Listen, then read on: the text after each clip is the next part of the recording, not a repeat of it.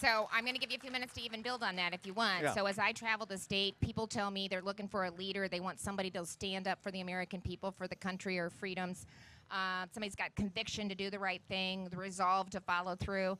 But they're talking about that they want somebody to win. So tell all of us that are gathered here why you are that person. And you've done a good job of saying that, but just anything that you want to add. Well, I'm running for president because I think this country's in a lot of trouble. I mean, to be honest with you, after we left the White House, our life's been pretty good. We moved home to Indiana. We bought 5 acres and a pond. I bought a John Deere riding mower. Life is good. 54-inch deck, 0-turn radius. Got a red pickup truck. Got 3 granddaughters. But when I saw the devastation that Joe Biden and the Democrats have wrought on this nation, at home and abroad, we just couldn't sit this one out. I said it before, I'll say it again. It's one of the lodestars of our life. To whom much is given, much will be required. And I believe the opportunity that we had to serve in the Congress for 12 years, I was a House conservative leader before it was cool. I fought against the big spenders in the Republican Party for much of that time. I was governor of a state like your great governor. We showed you can cut taxes and balance budgets and support the sanctity of life and expand educational opportunities. And thank you for Iowa leading the way on expanding parental educational choice to families.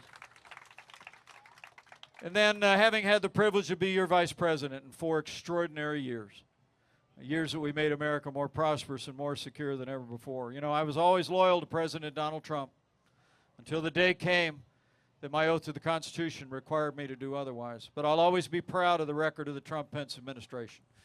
And I'll always believe that we charted a course for restoring American security and prosperity. I'm running because I think this is no time for on-the-job training. The challenges America is facing in the world are profound, and we need leadership that can appeal to the better angels of our nature, leadership that can at least have the possibility of bringing the American people together, to strengthen our nation, to revive our economy, to defend our values. And my hope is, as we travel to all 99 counties, Alrighty. as we make an effort to be at every pizza ranch, every Casey's, my hope is that we'll have the opportunity to earn your support. And I promise you, you give me the opportunity to be the Republican nominee, we're going to defeat Joe Biden in 2024, and we're going to bring this country all the way back on a foundation of conservative values. Yes. Hello, Salem. Happy Labor Day, everybody. I'm Mike Pence. I'm from Indiana, and I'm running for President of the United States of America. Thank you all for coming out. We couldn't be more grateful to you. You know, I'm running for president for one reason and one reason only. That is that I think this country's in a lot of trouble. I think Joe Biden has weakened America at home and abroad. You know, since I left the White House and moved home to Indiana, people have come up to me and asked me occasionally if I ever thought it'd be this bad. And frankly, I've known Joe Biden a long time. Let me tell you something, he's always been that wrong. But this is different. Men and women in New Hampshire, the Democratic Party has been overrun by the radical left. Whether it was that disastrous withdrawal from Afghanistan that emboldened the enemies of freedom around the world, or whether it be the avalanche of spending that launched the worst inflation in 40 years, mortgage rates at a 22-year high, 2 out of 3 Americans living paycheck to paycheck, or their open border policies that created the worst border crisis in American history, their war on energy that's caused gasoline prices to still be up 60%, or whether it's the steady assault on our liberties and our most cherished values. Let me just say, I'm running for President of the United States because I believe every one of us that has the ability to bring about change in America has a responsibility to step forward and make sure that Joe Biden is never reelected as President of the United States of America. Now look, elections are about choices. And I believe we need new leadership in the White House, but I also believe we need new leadership in the Republican Party. This is a very serious time in the life of our nation. And I stand before you today and say with deep humility that I'm running because I truly believe I am the most qualified, the most proven, and the most tested conservative in this race. And it's going to be conservative principles that bring us back. Men and women of the live free or die state, let me leave you with this challenge. If there ever was a time that we needed the people in the first in the nation state to step up and shape leadership in this party that is grounded in our party's long-standing commitment to a strong national defense, to American leadership in the world, to limited government fiscal responsibility, to traditional values and the right to life, it's now. Now, I've been deeply inspired. I've been deeply inspired as I've traveled around New Hampshire, as I spent time in that first-in-the-nation caucus state out in the heartland, with the care with which every one of you takes your responsibility to shape our national leadership. Time and again, New Hampshire has been there to make sure that we had just the right leadership, and I know you'll do it again, because I have faith. You know, in all my years as your vice president, my years as governor, and my years as a congressional leader for 12 years, I must tell you that my opinion of the federal government went down every year. But my opinion of the American people went up. I mean, I have to tell you, and I know it's happening in Florida right now, having visited sites of hurricanes and wildfires and tornadoes and floods, and sometimes visited places that were set upon by evil human actions. You know, if you arrive at a place like Florida right now, the day after the wind starts to blow, in this country, the only thing you can't find in that neighborhood is a parking spot. Because in this country, when people see bad things happening in the next community, in the next state, they pile water and food and tools in the back of the pickup truck, in the back of the minivan, and they drive and find somebody they've never met before and will never see again and help them rebuild their lives. I mean, I will tell you, I have faith that better days are coming. If we ground our party's leadership and our nation's leadership in our most timeless values, because I know the American people. I say with deep conviction, from everything I've seen, the American people are the most faith-filled, freedom-loving, hard-working, generous people the world has ever known. We just need government as good as our people again, and I intend to go get it for us. And finally, let me say I have that other kind of faith. You know, we're celebrating on Labor Day hardworking Americans who've created the most prosperous economy the world has ever known. And it's been done with the sweat of our brows through the generations. Generations like my grandfather that got off a boat onto Ellis Island in 1923 and went to Chicago, Illinois, and drove a bus for 40 years. Hard work like my mom and dad who built a small business in a small town running gas stations. And the American people have delivered. But I truly do believe that the reason we've created the most prosperous nation on earth is because we haven't done it alone. I truly do believe now more than ever we ought to remember that this nation was founded on a notion that we believe that we don't get our rights from governments, from sovereigns, even from charters. We believe as Americans, from our very founding, that we're endowed by our Creator with certain inalienable rights of life and liberty and the pursuit of happiness.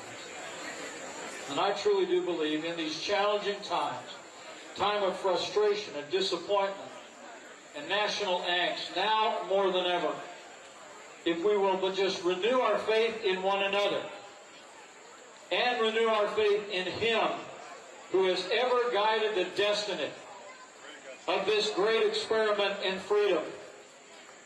Men and women of New Hampshire, on this Labor Day, I say with confidence, the best days for the greatest nation on earth are yet to come.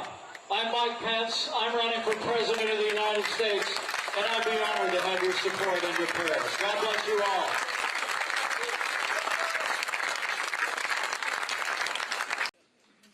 Perhaps you've heard the song, Papa Don't Preach, where she's saying, I'm keeping my baby. That runs head on into, in this house, you'll do as you're told, we're taking you to the abortion clinic next Friday, period. If she finds another place to live at the ripe old age of 15, the cops will return her, across the state line even, back to her parents. How would you feel about making the District of Columbia a safe haven for such a pregnant runaway, and maybe birthright.org would find her a home where she could stay, and under District of Columbia law, her parents would not be able to get her returned. This would be not only pro-life, but it would also be pro-choice, because the 15-year-old girl is choosing life. Well, I want to affirm any decision by any young person to choose life. But with regard to your idea, I'm not sure I quite track on it. But let me just speak about this issue broadly. As I said before, I'm pro-life. I don't apologize for it.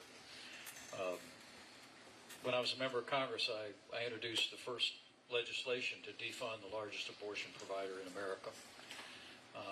When I was governor of Indiana, I also introduced adoption reform. I think you can't be pro-life if you're not pro-adoption. I mean, I believe in forever families through adoption. Karen and I, when we went through 5 years of infertility, waiting for our first child to come, we actually put in for adoption. And frankly, it may shock you to know that right now, the average cost of adoption in America is about $70,000. Men and women, we ought to create structures in our tax codes and in states around the country that make adoption available for every family in America. I also believe on this issue that while I'll always champion the cause of life, I think it's important that we have equal portions of compassion with the principle of defending the unborn. You know, I believe the progress that we made over the last 50 years was certainly through electing pro-life leaders at every level, certainly through the prayers of millions of people that cherish the unborn in this country. But I also believe it was from the compassion that was shown at crisis pregnancy centers around America, here in New Hampshire and all across the country, that the way volunteers came alongside women facing crisis pregnancies and generously supported them and newborns with resources and encouragement, and so for my part, as we move forward on this issue as a nation, I want you to know that I'll be a leader. I'll be a leader for the sanctity of life. It comes from the depth of my convictions and, frankly, the depth of my faith, where the Bible that I read says, before I formed you in the womb, I knew you. And while you were formed in the hidden place, I saw you. And so it comes from a place of faith for me, but so does my commitment to compassion, to coming alongside women that are facing crisis pregnancies and saying, we're going to be there for you. I think we need to care as much for newborns as we do for the unborn. And that's the approach that I would take to these issues going forward. Yes, sir, please. You just said it's his favorite spot. Something going on all the time. That's correct.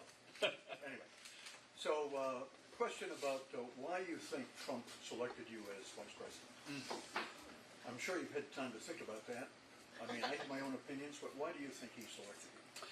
Well, the question is, why do I think Donald Trump selected me to be his running mate? And you'll have to ask him next time he's through New Hampshire. But I will tell you, we had a great working relationship for 4 years.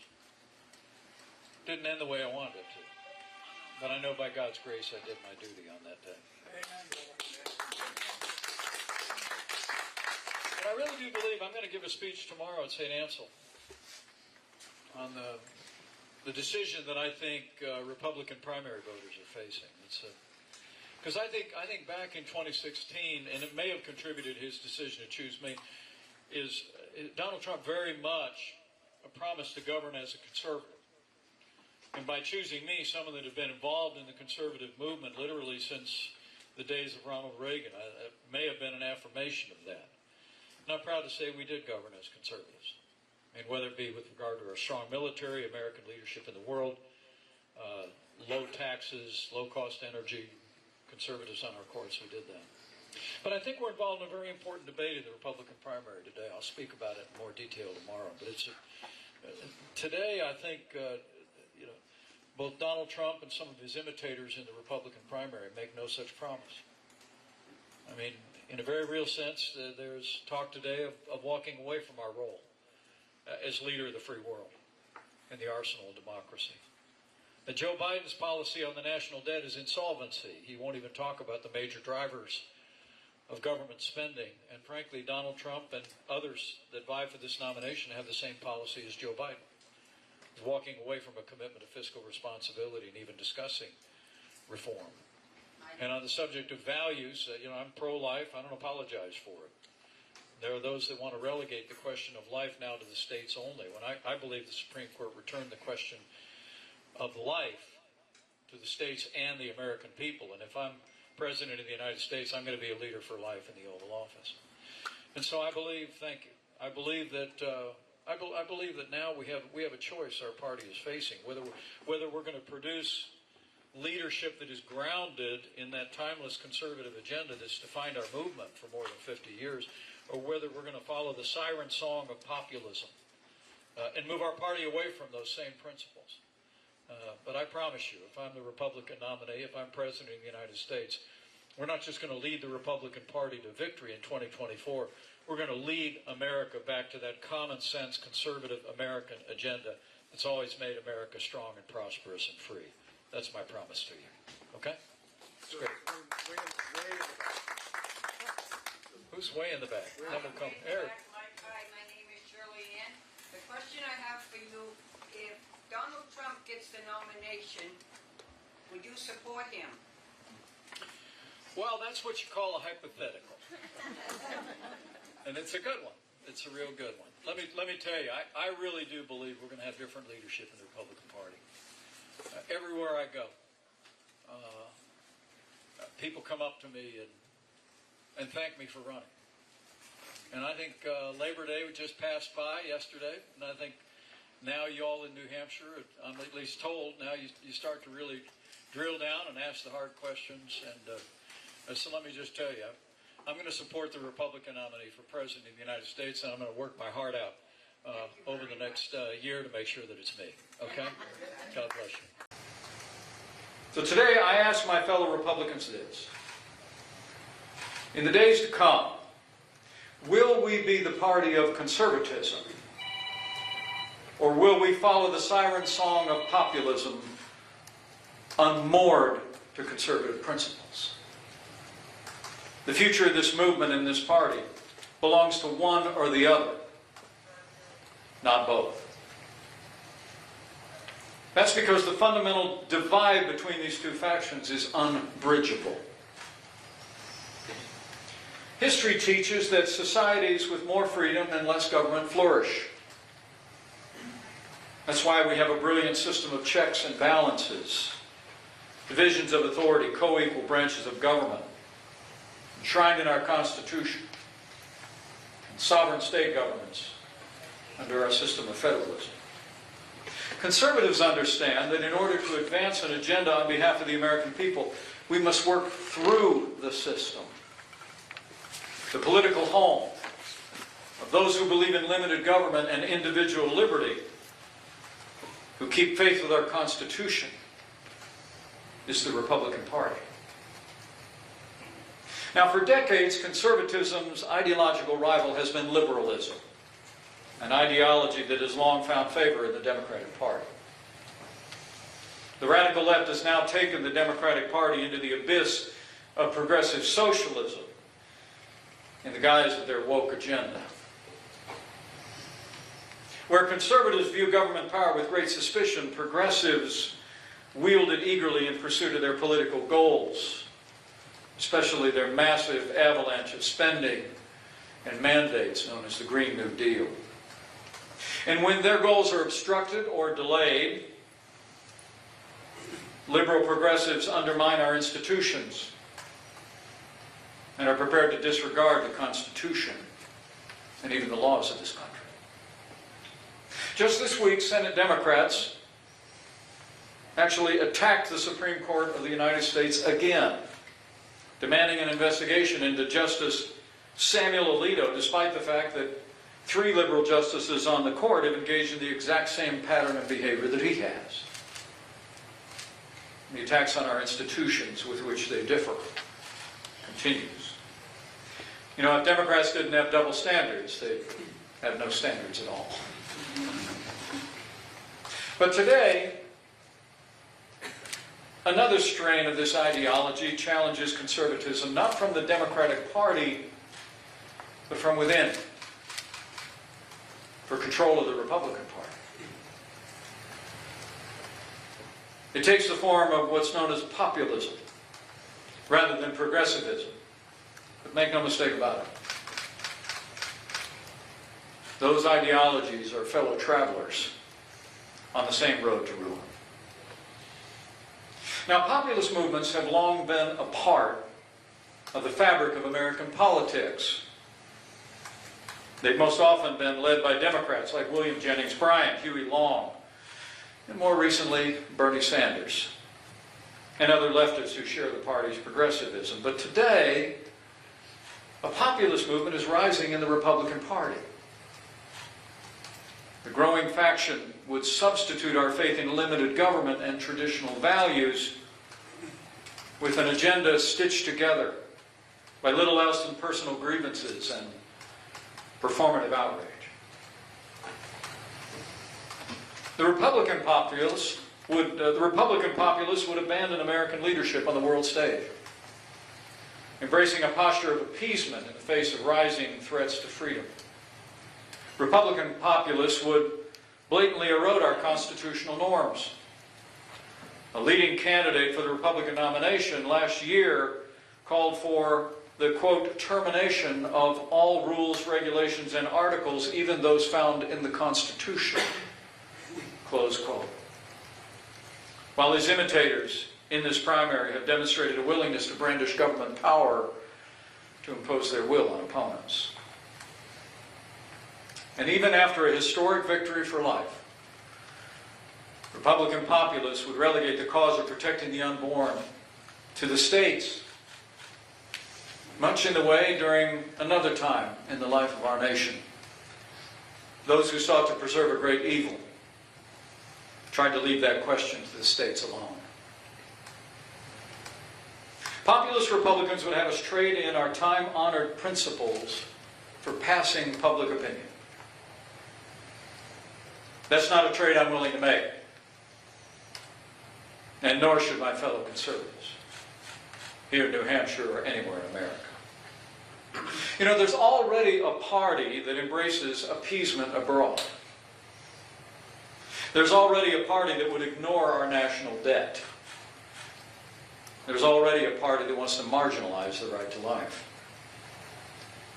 So I stand before you today and I say with great humility, I am the most qualified, the most consistent, and the most proven conservative in this race.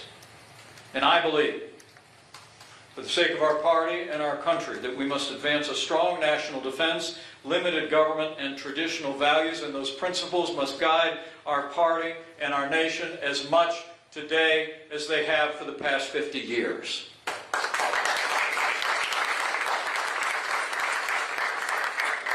Should the new populism of the right seize and guide our party, the Republican Party we've long known will cease to exist, and the fate of American freedom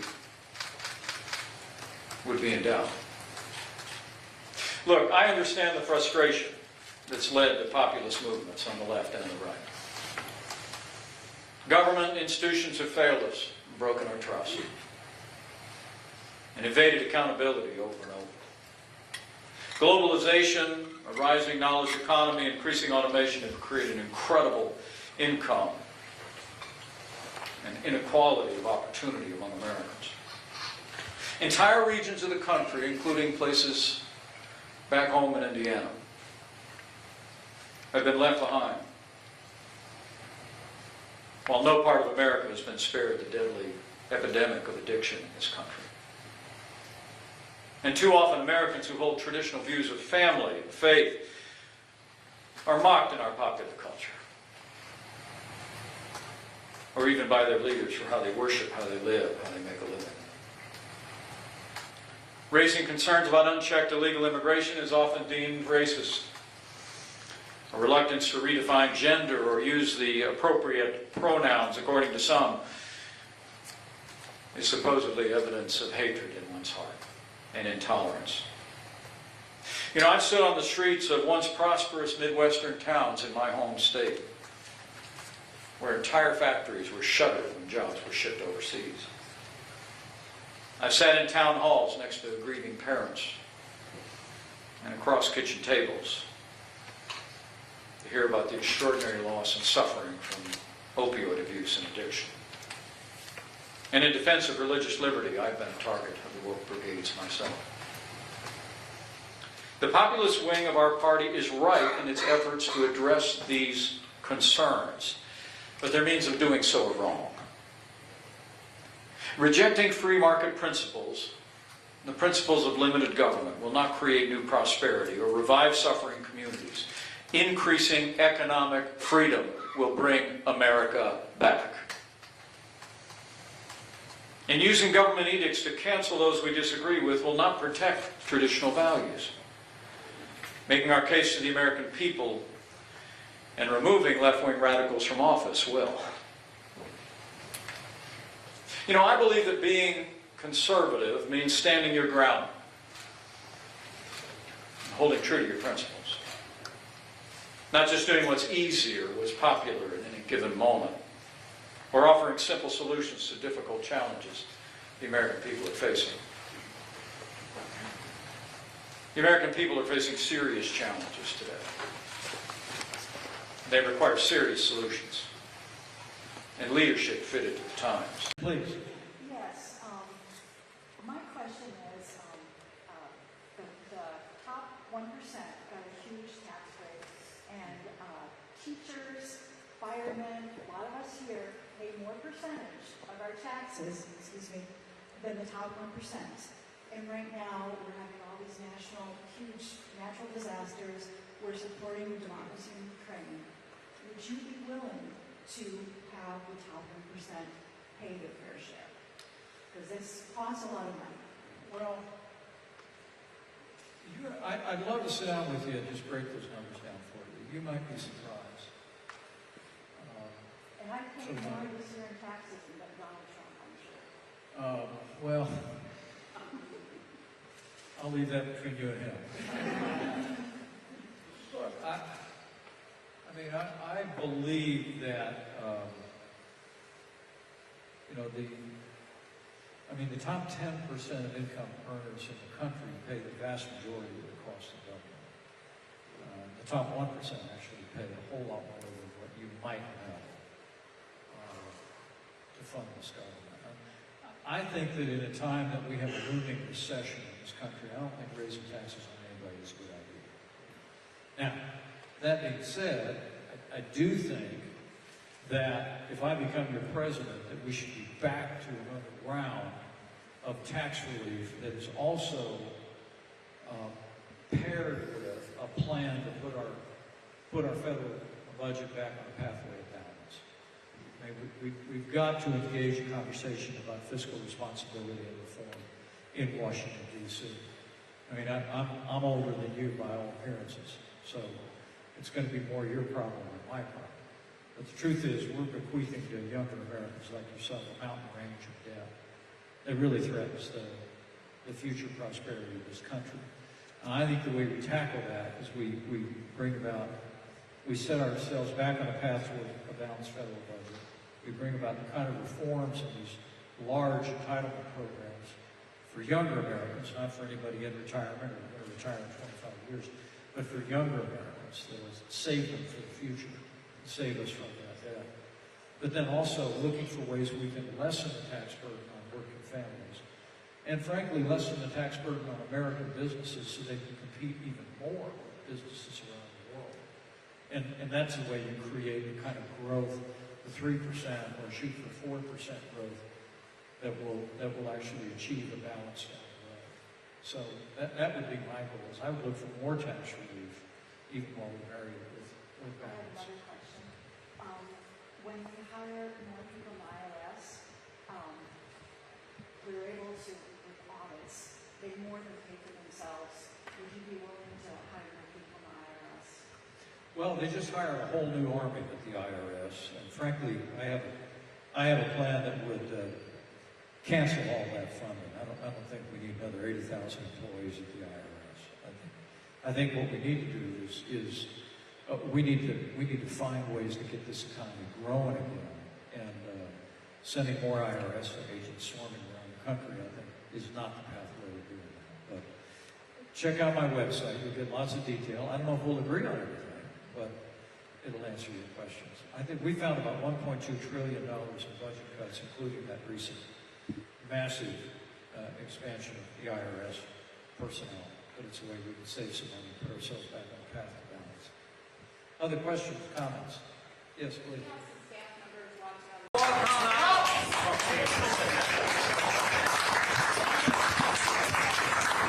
And how about a bigger round of applause for the Homestead Dairy here? I'm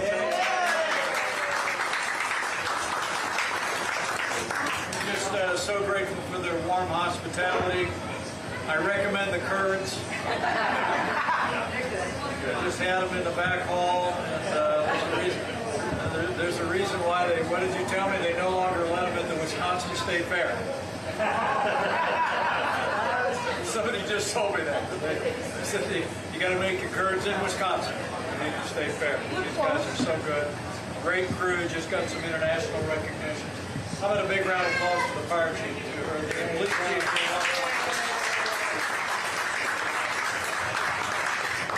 He doesn't look old enough, but he told me he's been with the department 19 years, and thanks for looking after our families.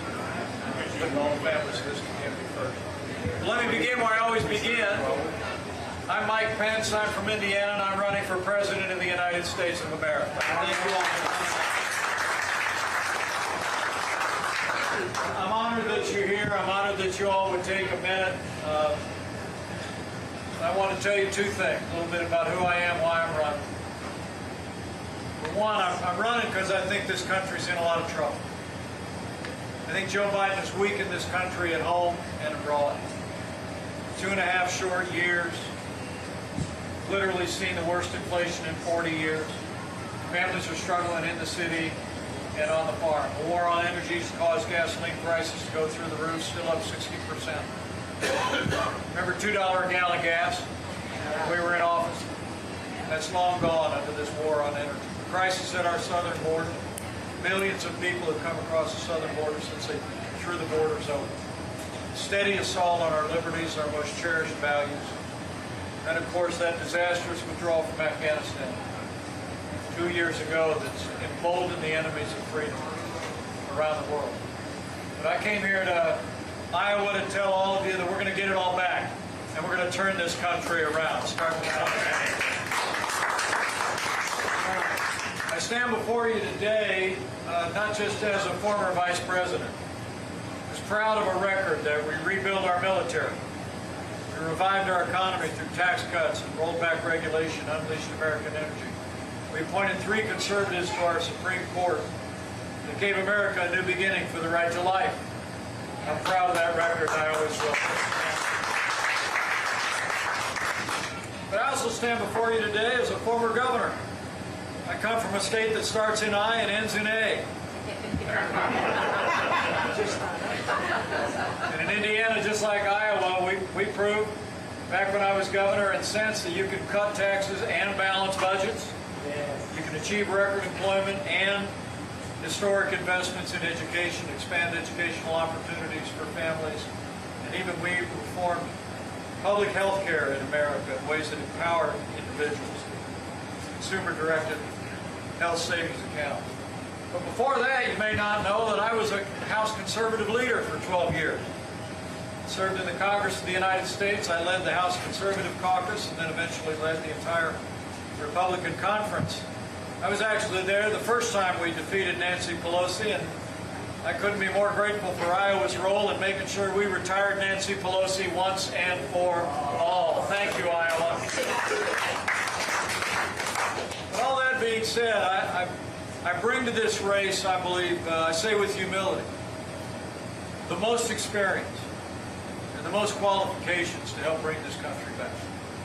And I honestly believe that now more than ever, we've got to hew to our roots in the Republican Party and in America. We've got to recommit ourselves to that traditional conservative agenda of less government, less taxes, traditional values, life and religious liberty, and also to America standing tall on the world stage as the leader of the free world, the arsenal of democracy. And I promise all of you, if you give me your support in that upcoming January 15th caucus, we're going to deliver on that traditional conservative agenda without apology, because it's who I am. It's who I've been since I first aspired for public office, growing up in a heartland state just like this one, and frankly growing up in a small town just like this one. Because the truth of the matter is, you know, my life in the last 2.5 years has been pretty good. A little quieter than those 4 years in the White House. Karen and I moved home to Indiana. We bought 5 acres and a pond. I got a John Deere riding mower. I don't have my Harley Davidson yet, but it's on the menu. Got a Ford Ranger pickup truck. You know, back in Indiana, we're just Mike and Karen. Saw 3 of the most beautiful granddaughters ever born in the history of the world. Frankly, it would have been easy to sit this one out. That's not the way I was raised. You know, I was raised to believe that to whom much is given, much will be required. And I believe my family's been given much. Been given much by this country, and we owe so much to those that put on the uniform in the United States. And I know we've got Vietnam veterans in the room, men and women. How about let's hear it for all the veterans that are in the room.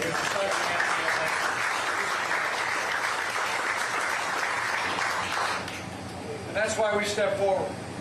Because I really believe with all humility that I am the most qualified, the most tested, the most proven conservative in this race.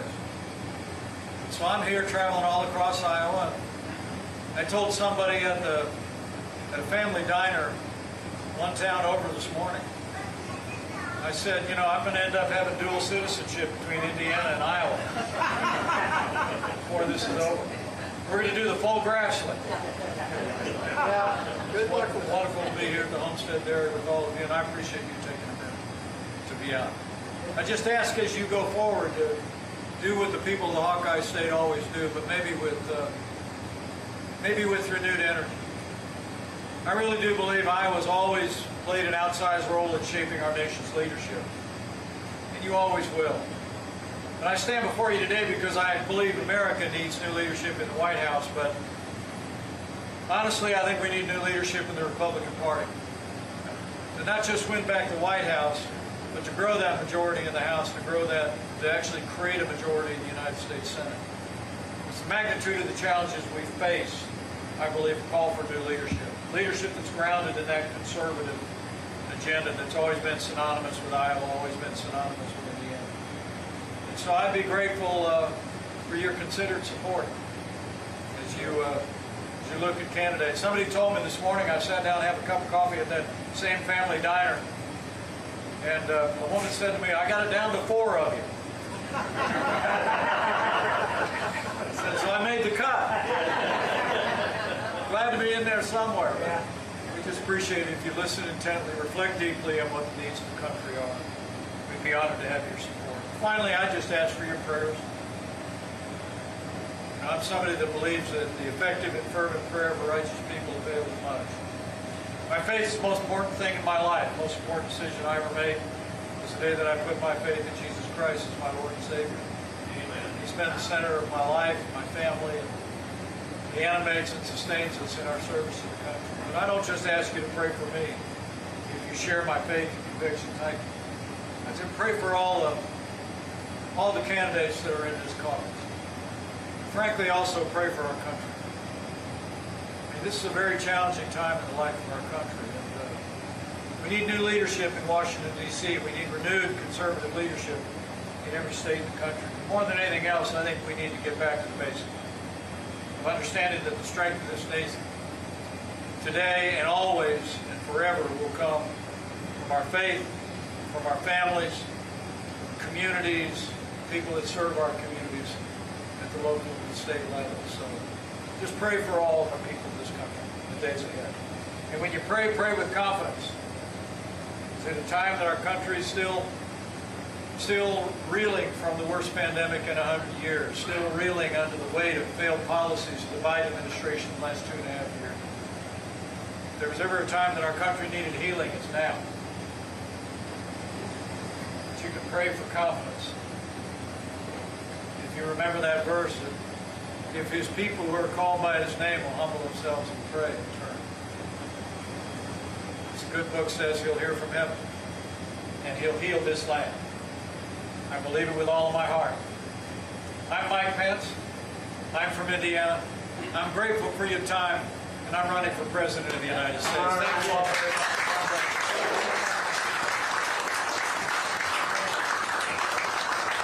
It's a great question. Yes, sir, back here. You were a part of the president for Donald Trump for 4 years. With knowing what you know, do you believe Donald Trump belongs in jail for the alleged crimes he committed? I need to know this. I'm an independent. I would like to know this. Well, you're also a lot of things, so let me answer your question. Okay. I've made it very clear President Trump was wrong. I had no right to overturn the election on January the 6th. But I've also been very clear that I would prefer that these questions were left to the American people. I trust the people of Iowa to sort these things out. And I think history will hold my running mate accountable for what he did and didn't do that day.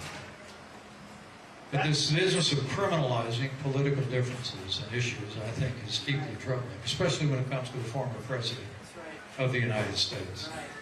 Now, no one's above the law. No one is But above the the law. president's also entitled to his presumption of innocence, as every American is entitled to under our system of justice. So, but I trust the people. I really do. The Republicans, Independents, and Democrats. And that's my answer to your question. Yes, sir.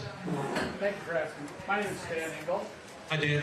Stan, I would Stan, like to hi. ask a question because it seems to me, as I've observed politics throughout my life, is that you got to follow the money.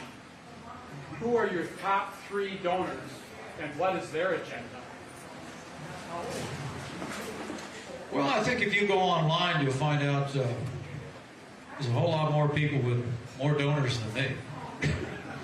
Exactly. That's what I'm asking. Yeah, the truth is, look, we've benefited from some support. There's a super PAC out of Dallas, Texas, that you can look at who the supporters are. They're mostly conservatives, to be honest with you. They're people that look at the fact that all throughout my career, I've been a champion of the conservative agenda. I'm sorry. I And they disagree support with that. They do. I think half this country... Now, if you'll excuse me, sir, if you'll excuse me, I'm answering Stan's question. Okay. I really do believe that much is made about contributions in politics, but remember, people don't support me because I agree with them. They support me because they agree with me. It's true.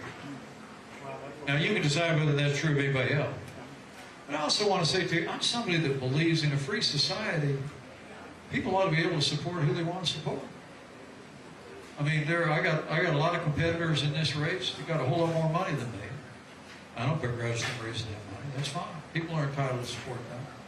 Give them the resources they want to give them. I just think the key with campaign finance, which is something I've been involved in for a long time, not on the receiving end, but in reform, is what you want full and immediate disclosure of contributions to the American public.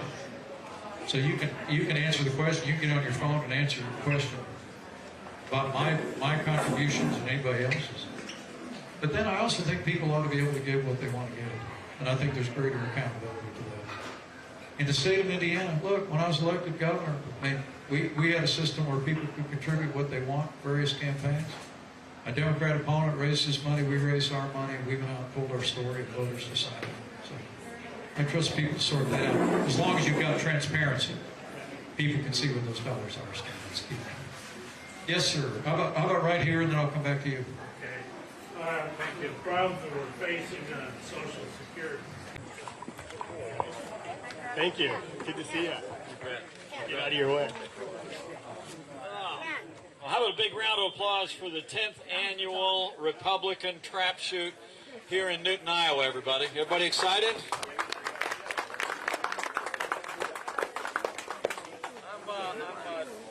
Is this back on? Good. Let me introduce myself. I'm Mike Pence. I'm from Indiana. I like to shoot guns. And I'm running for President of the United States of America. So thank you for the warm welcome today. Thanks for letting me join you. I know we're going to be joined by one of my great friends, Congresswoman Marionette Miller Meeks. I don't know if she's shooting, though, but I'm going to tell her to shoulder a gun, and I'll head out there with her. I'm looking forward to shooting a little bit with some of you.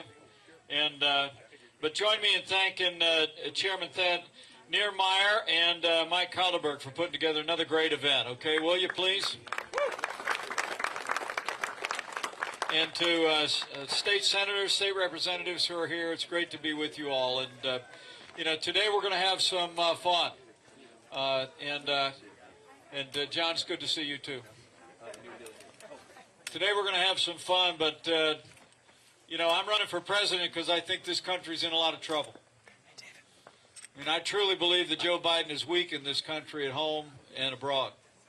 And now more than ever, we're going to rely on the people of Iowa to shape our nation's leadership in a way that will not just carry the day in a Republican primary, but I know the people of Iowa are going to give us a standard bearer one more time that's going to win America back for freedom.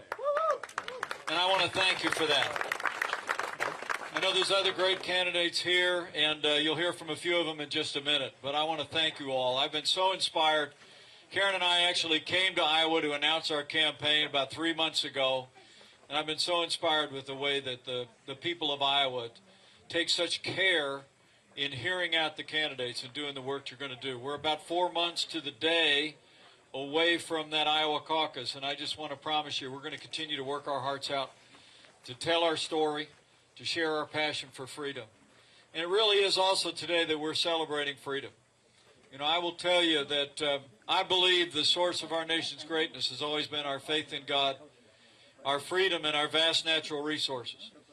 And where we ground our freedom in this country is in the Constitution of the United States of America. And I promise you, if I'm your president, as I did in my years in Congress, as I did when I was governor of Indiana, when I did as your vice president, I will always stand for the right to keep and bear arms enshrined in the Constitution of the United States of America. So I look forward to shooting with all of you. They're giving me a couple of real experienced guys to shoot with me, and I said, if you want to go ahead and shoot at the same time I shoot, that'll be just fine. But let me just thank you all for coming out and supporting the Jasper County Republican Party.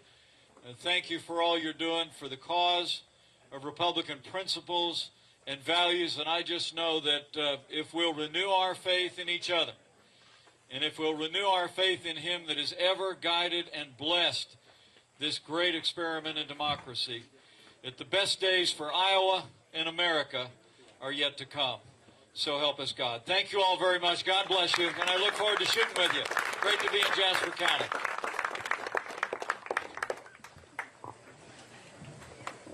Thank you, Vice President Mike Pence. We appreciate your service to our country. We're so glad you've chosen to put your name in the hat for those who are running for President of the United States. Nothing's more important. Anybody? Questions? Yes, sir. Hi. Hi, how are you? So clearly there's, big issues going on with the border. You're seeing every single day now videos of people obviously in the United States. They're not being they're obviously not going through the correct means necessity in this country. What would be your plan clearly before by the numbers we saw, your administration do a lot better job than clearly now. Would you do anything even further than what was done in the 4 years as Vice President? What can you explain that you would do that would be even more so than what you and Donald Trump did? Well, I think first off, you got to finish the wall. You know, out here in the heartland, we know good fences make good neighbors. And I got to tell you, it's pretty ironic to me that the last 2 days we just heard the Biden administration has announced they're going to start building some wall. But even a blind squirrel finds an acorn every now and again. But don't be deceived. Don't be deceived. 26 miles of wall isn't going to get it. What I'm going to do if I'm president of the United States, we're going to finish the wall. Thanks. Okay, here. Secondly, we'll put back into place the Remain in Mexico policy. I negotiated that with the Mexicans. We'll use economic power and the threat of tariffs to get them to come to the table and get serious. Number three, we got the Mexicans to deploy their National Guard to their southern border and our southern border. And we partnered with them. The next thing I would do is I would sit down, first with the leaders of Congress. I'd get an authorization for the use of force. Then I'd sit down with the Mexicans and I would say to them, we got special forces of the United States of America that know how to do this. We're going to partner with you. We're going to hunt these cartels down and destroy them at their source.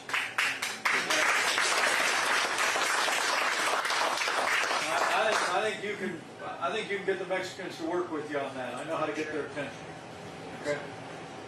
The last thing I would do is, with regard to the flow of fentanyl, I would direct the Coast Guard of the United States to interdict any Chinese ship in international waters to be subject to a search for fentanyl or fentanyl additives and byproducts coming into Mexico. And when they're in international waters, we just tell the Coast Guard, pull them over, board them, let's take a look around. Because most of that fentanyl that's coming in and destroying lives in our country is coming from China through Mexico.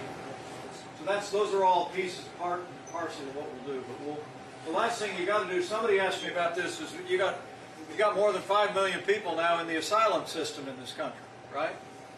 They've applied for asylum, and now a whole lot of them are in cities all across the country. You even got, for heaven's sakes, you got Democrat governors complaining about it. Only took them 2.5 years to notice, right? But I think it'd be important to deputize courts, deputize prosecutors, to expedite the processing of these asylum applicants. Look, if somebody's applied for asylum under the law, and they come from a country where they're experiencing persecution or otherwise, we have asylum laws, they can stay. But if it's a fraudulent application, let's get that process and let's send them home. And it's going to take resources and personnel to do it. So we got a plan. We got a plan, and I actually know how to get it done. Yes, sir, please. I couldn't worry about it. Yes, it is!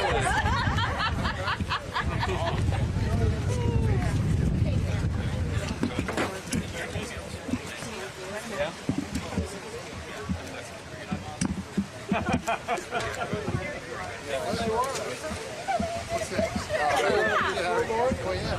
On the scoreboard, I'm right. Get in there. I think that's why I was here.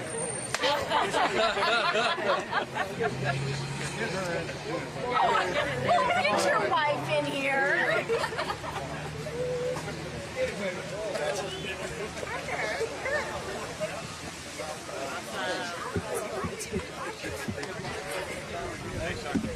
All right, what are we doing here?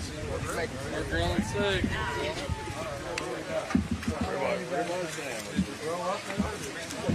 Yep, family business. My grandfather did it for 30 years, and then he kind of skipped a generation and he retired.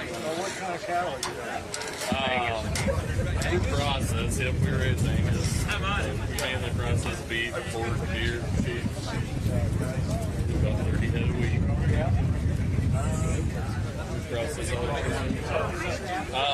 we have 175 raised. We process for all the local guys. We got a lot of them are our customers. He's got big fingers. Is that right? Yeah, Am I right? Feed additive. Byproduct. Somebody told me that it's been a huge help to the beef cattle. And we raise a lot more too. Yeah, very cool. Yep. Good. Well, we have a couple hundred head of cattle.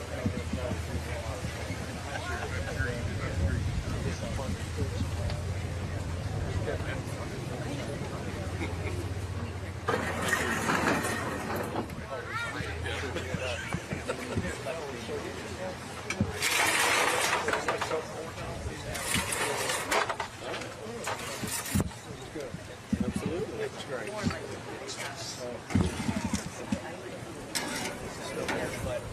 What are these? Are these done? Them are done. All right. Should we plate them? You want to plate them? Yeah.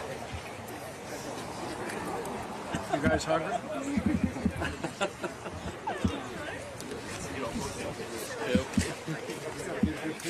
Yeah. Let's see, you got your camera? I got it. Here we go. Come on around, guys. Give Kyle in here. Kyle, you got to go over here. He's got to. I'm coming. You can just put them on buns. All right. Well, if you want them. Here we go. You ready? Yep. Ready, guys? 1, 2, 3. You got to get the grill in there too. Did you get the grill? Oh yeah, it's in there.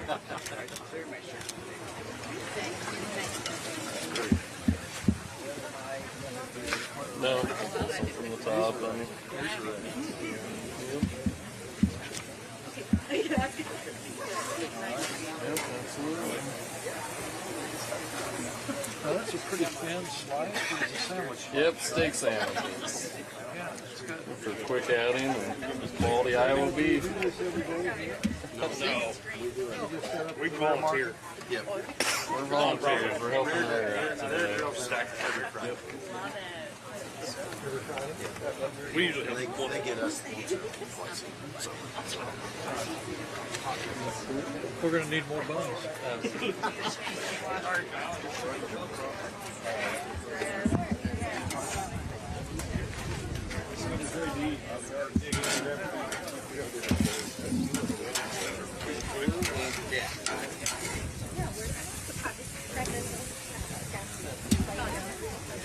So are we talking primarily.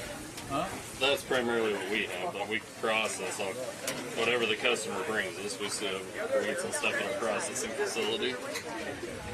So we're a custom and federal plant.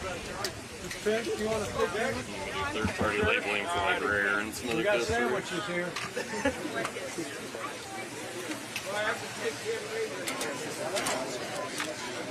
Need more, Matt.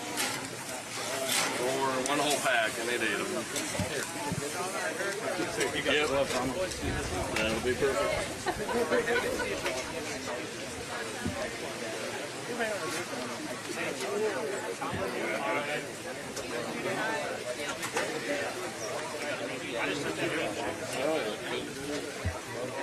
Football weather. I'm going to the Atlantic and Perry game tonight. Oh, yeah? Going to the Atlantic Perry game tonight. Flip the coin. Nice. Out of which game? Atlantic? Atlantic and Perry, yeah. Yep.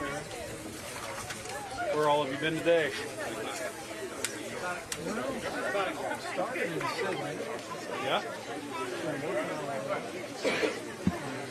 Had a great day. Just feels like home, I gotta tell you.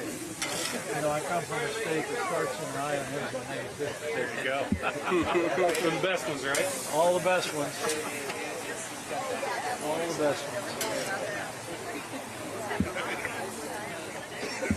These are real close. It's Iowa. They're probably done too much of this. Close enough? Are they close enough? Oh, yeah. Medium rare is always good.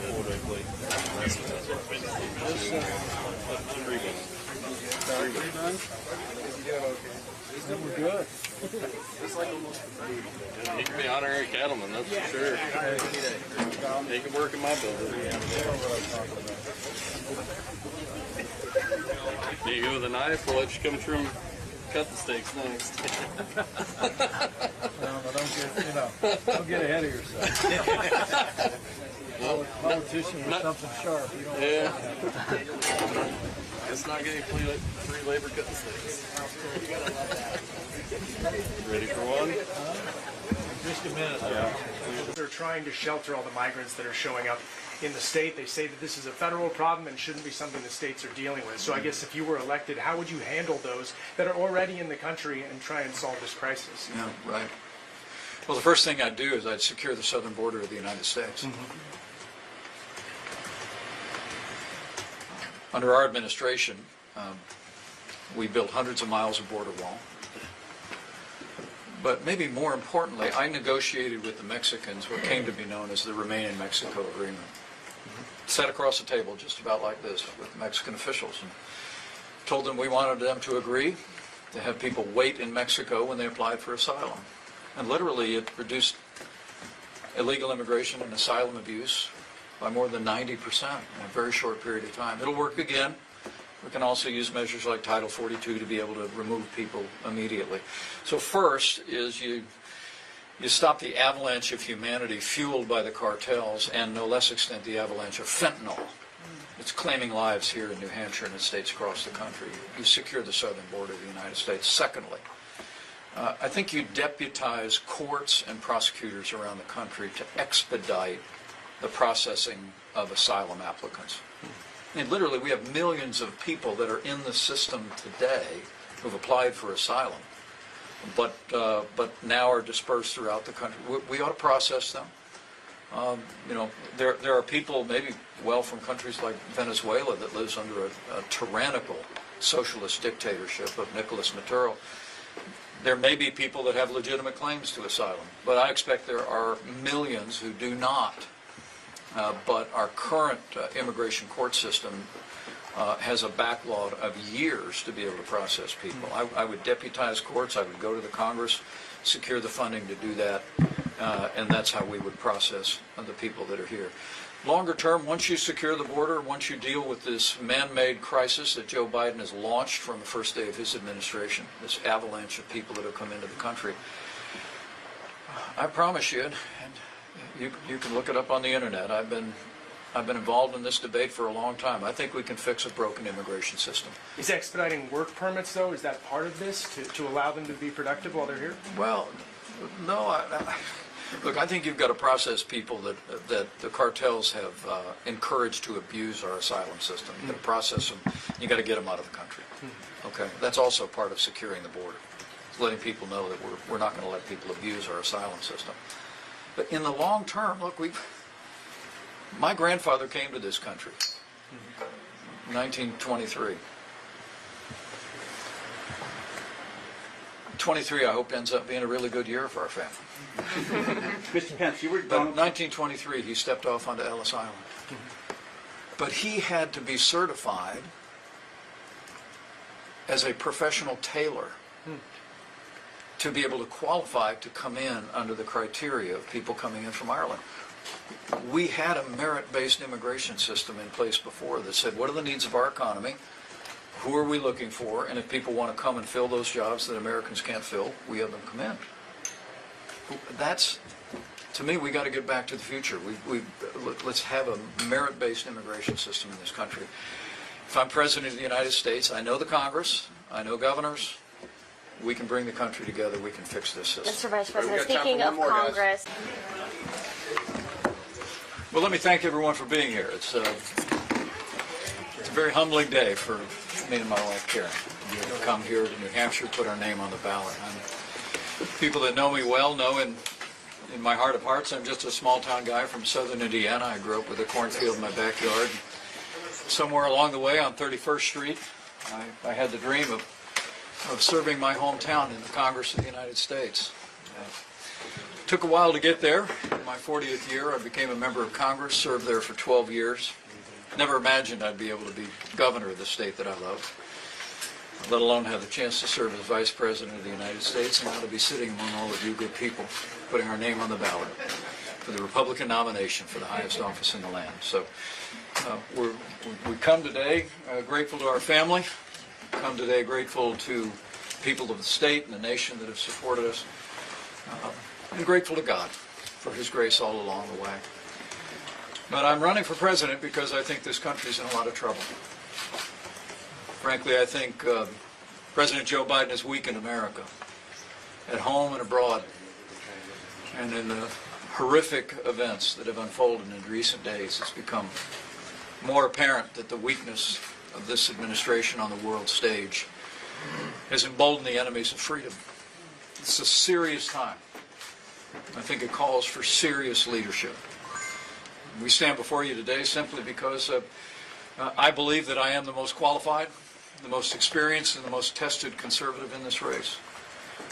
And I believe with events unfolding on the world stage, with hardship American families are facing, record inflation over the last 2.5 years, a crisis of unprecedented proportions at our southern border, rising energy costs, a crime wave in our cities. The American people want to see leadership that can bring our nation together and solve these problems and meet this moment. And I believe I'm that man. And so we're going to work our hearts out in the days ahead to continue to earn the support of the American people. I know it's an uphill climb for a lot of reasons for us. Some that I understand, some that I don't. But it's a free country, and I just look forward to people getting to know us.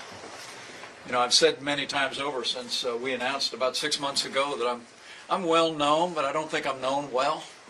I don't think people really know us as a family. They don't necessarily know my long career in the conservative movement. But the more people have come to know us, the more our support has grown.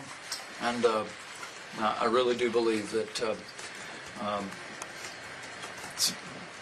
the times call for different leadership in the Republican Party and certainly different leadership in the White House. But it's going to be leadership that's grounded in a timeless agenda and values that have always made our country strong, secure, and prosperous and free. Let me also say that, lastly, I think our hearts are breaking for the horrific and murderous assault on the Jewish people by forces of Hamas that crossed the border this past Saturday. I think it's important that leaders across the political spectrum speak with one voice, that America stands with Israel. All through my career in the Congress, my years as governor, my years as Vice President of the United States, I've been a champion of the American relationship with Israel. Israel is our most cherished ally.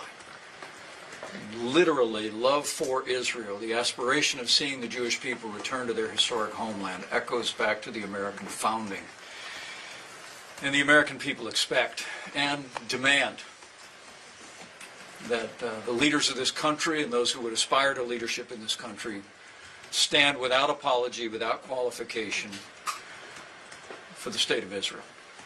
And I will. But also, I do believe, as I said at the beginning, that disastrous withdrawal from Afghanistan, that 2 years of appeasement toward Iran, culminating in a $6 billion ransom paid by the Biden administration to the mullahs in Iran, has literally emboldened the enemies of freedom in the Middle East, but also in Eastern Europe. I've been a clear and consistent voice of support for the Ukrainian military, and I'll continue to be. I think it's extremely important that we produce leadership in the Republican Party and leadership in our nation that recognizes that America is the leader of the free world. That if America is not leading the free world's not being led. We're the arsenal of democracy. And whatever voices, even within my own party, that are embracing a new isolationism, particularly with regard to the war raging in Ukraine, I'm going to stand firm on that principle. So I really do believe that weakness arouses evil. And if America continues to send a message of weakness or retreat on the world stage, that frankly the rest of the 21st century could look a whole lot more like the first half of the 20th century. This is a moment for American strength. I'm going to continue to be a strong voice for providing support for Israel to do what they need to do to crush Hamas in Gaza. But I'm also going to be an equally strong voice in my support for American military aid to Ukraine until they fight and repel and defeat that unconscionable Russian invasion. With that, again, let me simply close by saying I appreciate you all coming out. Thank you for the interest. I particularly appreciate the friends, Senator Kerry Gendro, Senator Tim Lang, who are with us today. Their support, their encouragement here in New Hampshire means a great deal to us. And I just promise you that in the days ahead, no one's going to work harder to earn the support of the people of New Hampshire and the people of this country than Mike and Karen Pence. So help me God. Quick question about Ukraine. What's your position on the United States commitment? And I know you alluded to it before. Do you think Joe Biden's, let's call it a slow walk in delivering arms, prolong the war? And do you think this is a distraction, not a distraction, but do you think this is a coordinated effort between Iran, Hamas, and Russia to distract our commitment around the world? What would you do with Ukraine, I guess, is the question. Well, I've been a very consistent voice on this. But let me begin with a criticism. Look, you know, people ask me all the time if Joe Biden has lost a step, right? I've known him a long time. Look, he's always been that wrong.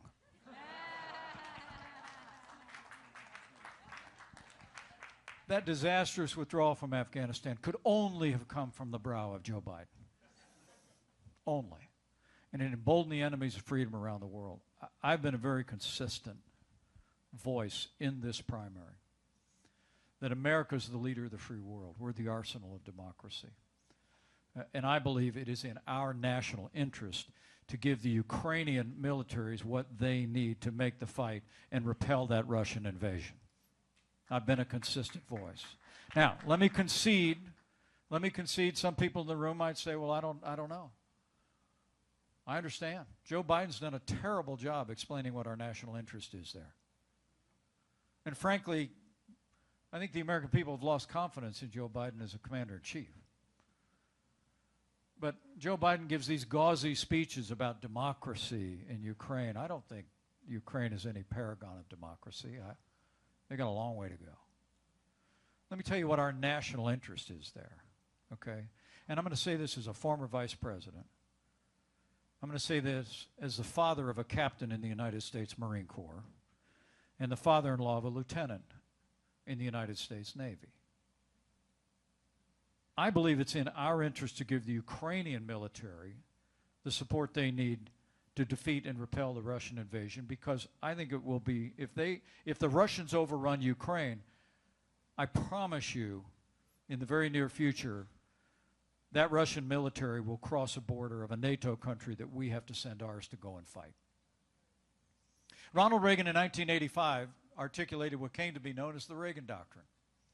Essentially it was this: if you're willing to fight the communists in your country with your soldiers, we'll give you the means to fight them there so we don't have to fight them.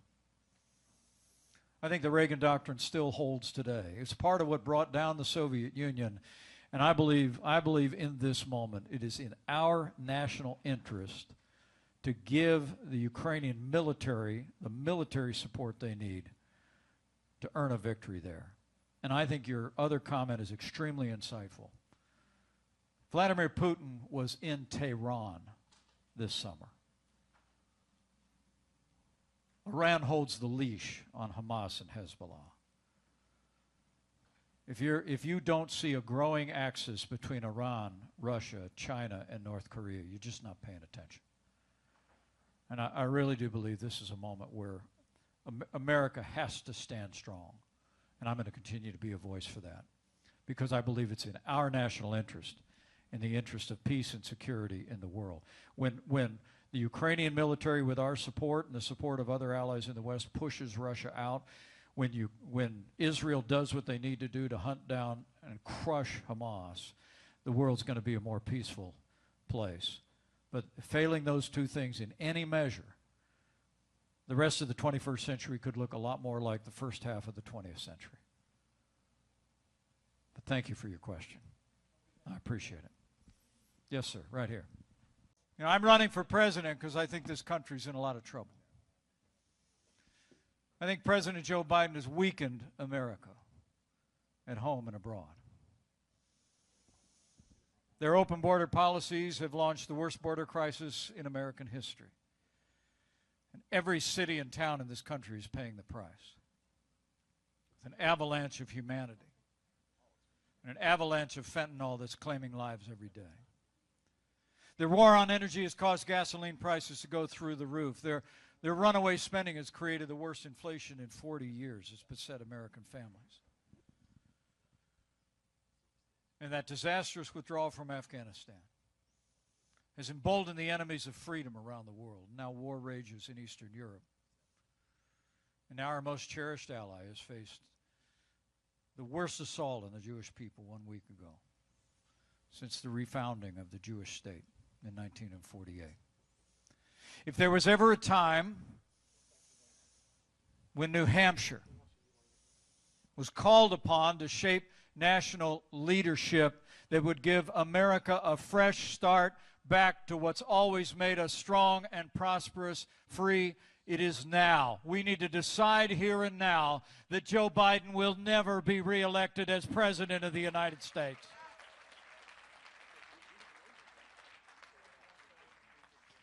And I want to hear what's on your mind, but let me share with you my vision for the way forward. You know, I like to tell people I'm a conservative, but I'm not in a bad mood about it. Long before I was your vice president, I was a governor of a conservative state out in the heartland where, just like your governor here, we demonstrated that you can cut taxes, make record investments in education, you can balance budgets. That's what we did back in Indiana when I was governor. And how about a round of applause for Governor Chris Sununu and the job that Chuck Morris and all these state legislators who are here with us today. Thank you so much for your incredible leadership for taxpayers and families. But before that, you know, I was a leader in the Congress for 12 years. And this is one of those days I'm glad I'm still not in Congress. No, I was a House Conservative leader before it was cool. I led the House Conservative Caucus. I battled against the big spenders in our own party, and they almost all remember it. And I must tell you, I never imagined a day, on the worst day that I was battling big spending Republicans, that I would have ever partnered with Democrats to oust a Republican speaker. And the time has come for Republicans on Capitol Hill to come together, elect a speaker, and lead America again in the House. You know, after we left the White House, Karen and I moved back to Indiana. We bought 5 acres and a pond. We got a John Deere riding mower. Got a Ford Ranger pickup truck. I mean, our life's been pretty good. But when I saw the devastation that Joe Biden and the Democrats have wrought on our country, Karen and I reflected on that old Bible verse that to whom much is given, much will be required. And that's why I've stepped forward. Because when I look at this field of worthy men and women who are vying for your support here in the first in the nation primary state, I simply say with great humility, based on my experience in the White House, my experience as a governor of a successful state, my experience as a leader in the Congress, that I'm simply the most qualified and the most consistent conservative in this race.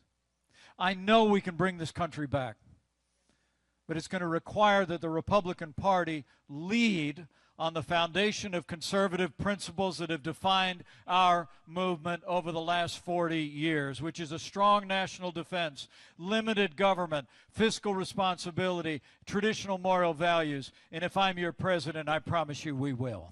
So you talked about balancing the budget when you were in Congress. Yes, sir. What would you cut? What would you reform right now so we get to a balanced budget? Because the debt just keeps rising, and it's going to eventually affect the nation whether we like it or not. I think I was the first candidate in this race to talk about the national debt. and to recognize that 75% of federal spending is in entitlements.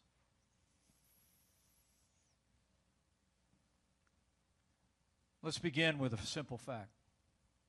If we don't reform Social Security in 8 years, the average household will face a $17,000 a year cut, mandatory cut under the law. So doing nothing is not an option, although that is the policy of Joe Biden. And candidly, it's the policy of my former running mate, who won't even talk about reforming entitlements. But I will. Look, I've been in the Congress. I've been in these battles before, but Republicans have taken these issues on, and they're tough. Because the Democrats and some of their allies in the media invariably will demagogue the issue, right? We all remember grandmother in a wheelchair going over a cliff, right? I think it's different now. I mean, when George W. Bush tried to reform Social Security, we had about a $5 trillion national debt. Now we have a national debt the size of our nation's economy. $33 trillion. But that $33 trillion left unreformed becomes $150 trillion in the next 20 years. If you think inflation is bad today, think about inflation that will be derived from a $150 trillion national debt. So we got to take it on. It's going to take leadership to take it on. Congress will never do it. Congress does two things well: nothing and overreact. Okay? So this is going to take presidential leadership. Here's what I would do, all right? Because anybody that tells you we're going to balance the budget without talking about entitlements, not being honest with you. Everything they're arguing over in Washington, D.C. right now is they're nickel and diamond with about 10% of the budget. Fact. Some of these experienced state legislators know what I'm talking about. Here's how you do it. You want to know how you do it? Number one, you say, anybody got hair the same color as mine? This doesn't apply to you. Okay? No, it doesn't. Doesn't. If you're 65 or older, or you've reached the age of retirement, we're not going to touch Social Security. Number two, I'll say to anybody 40 years old or older, it's not going to apply to you either. I don't believe in changing horses in the middle of the stream. You've been paying into Social Security half of your working career, we'll keep the deal. But for younger Americans, I'd like to stand up there for fun. I'd like to have a conversation. I'd like to take that New Deal program of FDR, and I'd like to offer you a better deal. Here's how it'll work. If you'd be willing to accept a later age of retirement, maybe a means test, maybe a cap on earnings if you've done as well as we all know you're going to do. Okay. Here's the deal. I'm going to let you take a portion of your payroll taxes over the course of your life and put it into a personal savings account. Social Security gives you a 1% rate of return on what we put into today.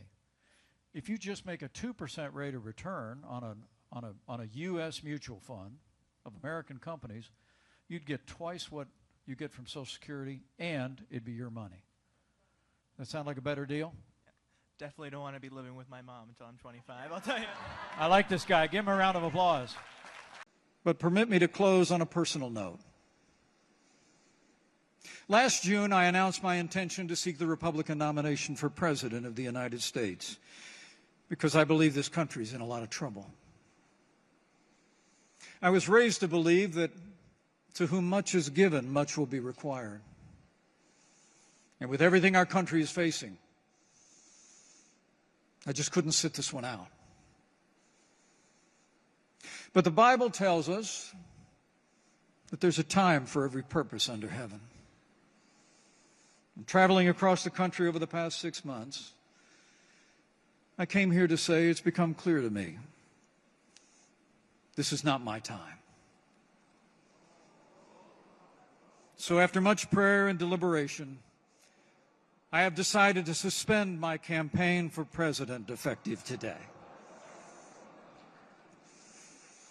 Now, I'm leaving this campaign, but let me promise you, I will never leave the fight for conservative values, and I will never stop fighting to elect principled Republican leaders to every office in the land. So help me God.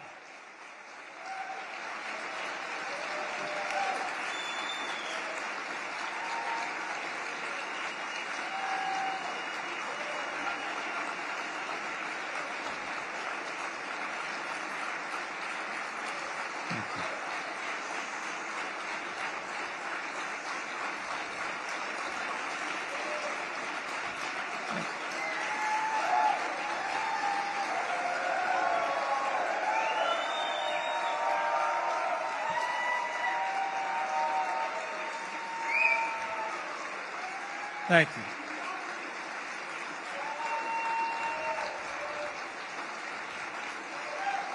Thank you.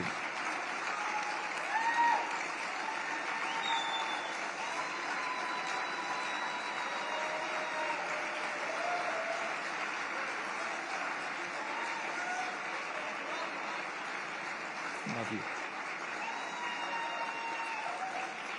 Thank you. You know, we always knew this would be an uphill battle, but I have no regrets. The only thing that would have been harder than coming up short would have been if we'd never tried at all.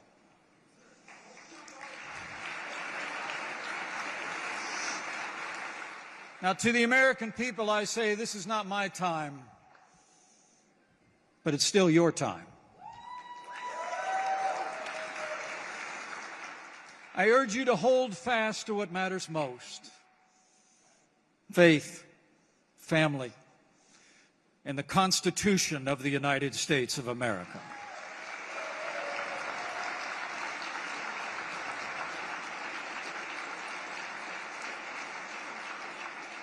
I'm proud that our campaign stood firm on America's role as leader of the free world. I'm proud that we embraced our party's historic commitment to limited government and the right to life. And I will always believe that we helped ensure that these principles and values remained at the heart of the debate over the future of our party. You know, for all my travels, I can tell you, the American people are the most freedom-loving, faith-filled, generous people the world has ever known. Your task is to give us government as good as our people again, and I know you will.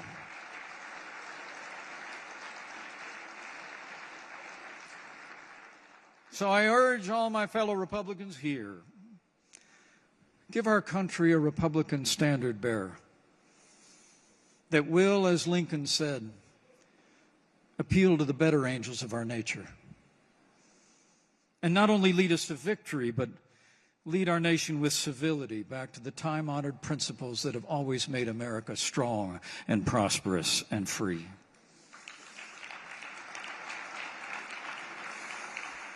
And as we leave this campaign, we do so with grateful hearts. I'll always be grateful for the opportunities the people of this country have given us. I want to thank our supporters across the country, our devoted campaign family, and our volunteers whose efforts and prayers have sustained us in this campaign and over the past 20 years. You will always be in our hearts. And let me thank you all for the opportunity of serving as your Vice President. It was the greatest honor of my life.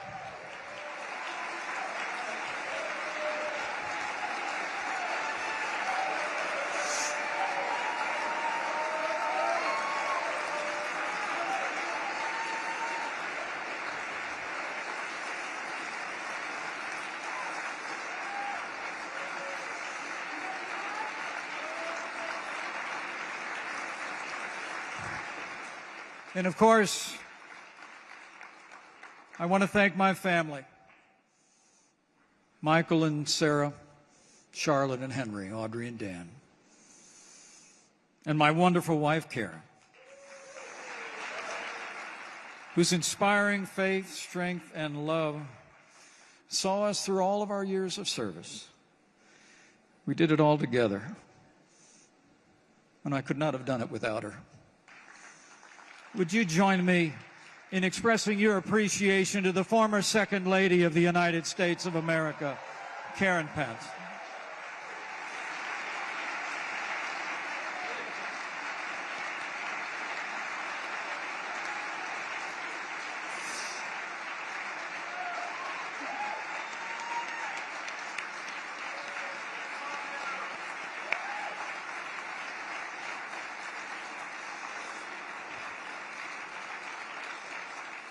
And finally,